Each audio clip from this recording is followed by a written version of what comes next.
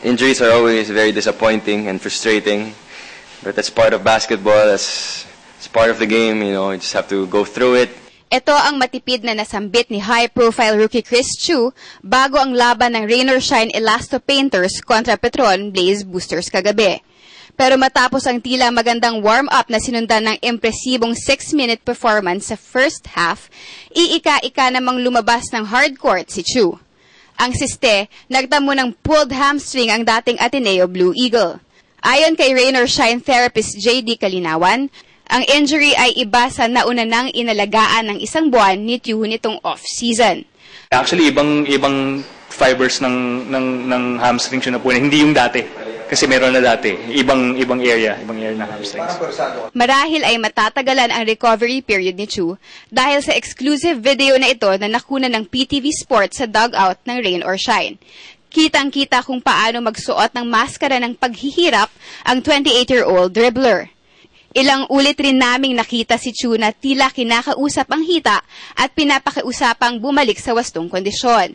At dahil sa sobrang sakit, nakiusap na rin ang dating national cager kay Kalinawan na tulungan siyang mag-alis ng medyas at sapatos.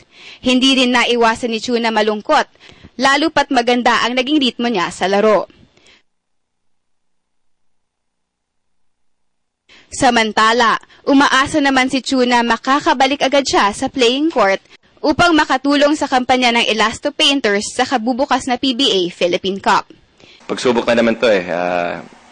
The last month I've been going through this as well. Diba? Tagal ko rin na bakante. And slowly I was finally getting back. And then now, nakakalaro na ulit ako. Ganito na naman. So, patience lang I guess. Patience and perseverance. Kasama sa trabaho yan eh. But I'm sure I'll overcome this. Of course, it's frustrating because it's my first game. I know the fans wanted to see me play. Our team owners also wanted to see what I could do on the court, and I don't want to disappoint them, but I'll have to sit out a couple of games, I think. So that's life. Hindi na nagawang bumalik sa bench ni Chu, pero hindi naging hadlang ang injury para magpakita siya ng suporta sa mga kakampi. Inalalayan pa namin si Chu sa security office ng Araneta Coliseum sa tabi ng dugout. At dito ay nakiusap siya na payagan siyang makinood ng TV.